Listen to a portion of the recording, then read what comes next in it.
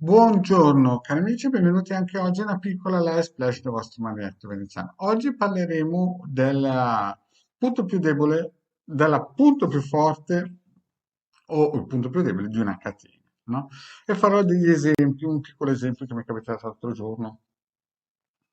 Ma prima di fare questo, il vostro Marietto vi chiede di iscrivervi al canale di YouTube di Ildegard, al canale del vostro Marietto se è la prima volta che passi qua, e di venirci a trovare nei nostri gruppi social. Ad esempio in Facebook abbiamo due gruppi, uno che si chiama I Casti Sacerdotali e l'altro gruppo che si chiama Radionica, Radiestesia e Tarologia del Ermetismo.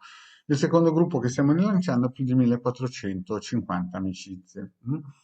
E se ti iscrivi è gratis, i link sono sotto qui in descrizione. In più abbiamo un sito che ormai sta diventando o è diventato un punto di riferimento a livello nazionale per i ricercatori di radionica e radiostesia, dove ci sono più di 20 ebook fatti da Marietto Veneziano nel 2015 con altre persone, con tanto di circuiti e quadranti radiostesici, con tanto di istruzioni.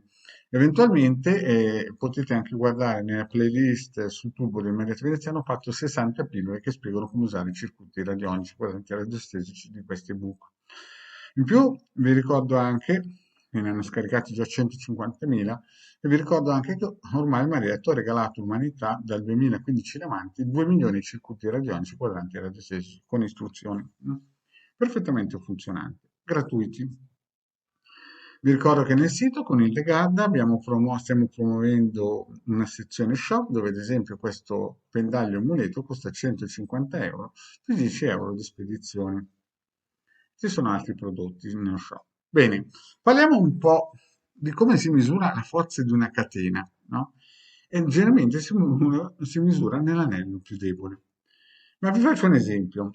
L'altro giorno parlavo con una persona che ha avuto un ristorante, un bar, no, in una zona molto frequentata e non ha, cioè, il punto più forte di un bar, secondo la mia esperienza, è il bagno, no? Quando uno entra in un bar, no? Un bar anche bello, e va nel bagno, ma il bagno non corrisponde alla qualità delle persone che c'è dentro, chiaramente il bagno è scadente. A me è capitato spesso di andare in locali frequentatissimi dove il gerente, il gestore, il padrone aveva un bar veramente scadente, di qualità pessima, e già da lì mi facevo l'idea del livello energetico del padrone, cioè grandissimi incassi, ma prendeva tutte le scuse di questo mondo dando le colpe ai clienti, che il bar non doveva offrire un gabinetto di qualità, no? Poi si arrampicava sui muri, diceva questi qui sono, insomma, di tutte quelle cose in più. Però io mi facevo l'idea che quella persona dentro c'era qualcosa di bello energetico che non funzionava. Anche, no, anche perché ho fatto la scuola alberghiera e certe cose le capisco. E questa persona invece continuava a dire che no, sai, in questi posti qua giustificava il fatto che un gerente, un padrone di un locale commerciale che rende molto, non debba investire nel gabinetto.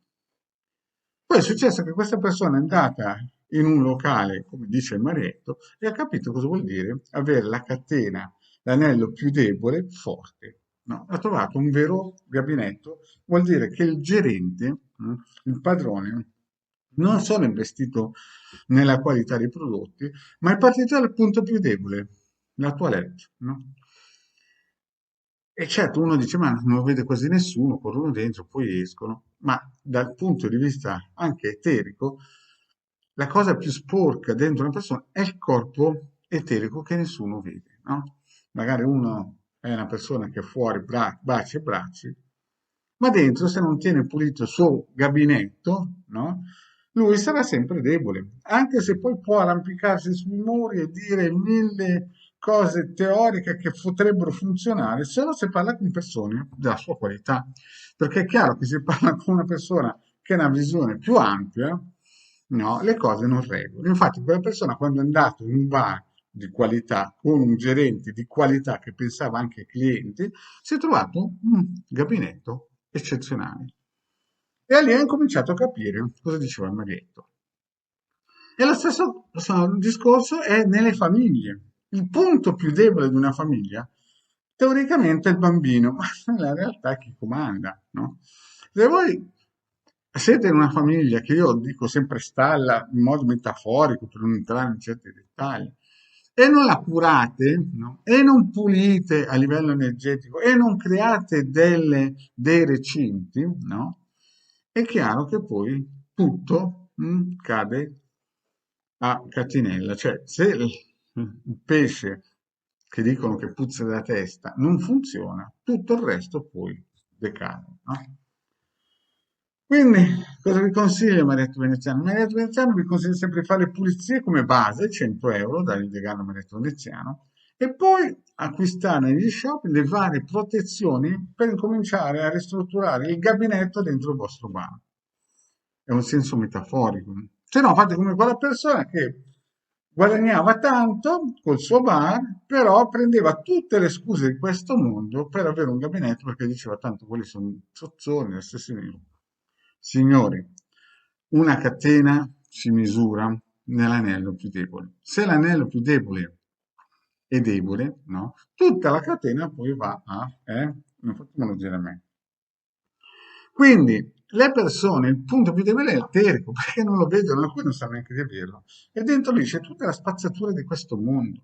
Allora voi lì dentro, in questo coclea di energie nefaste, dovete incominciare a prendere spazio, spazzettone in lavaggio e fare spute e spazio e pulire tutto. Ci sono gli avvocati, i dottori, le forze dell'ordine, e ci sono gli esoteristi che hanno questo compito, ad esempio, di fare queste pulizie e costano, non sono gratis, perché vi ho già detto tante volte che questi angeli colorati, settima dimensione, salti quantici, lasciano il tempo che trovano perché sono New Age, no? A ognuno il suo mestiere. Bene, grazie cari amici di avermi ascoltato e andate nei bar che hanno dei gabinetti super. Grazie e alla prossima, ciao.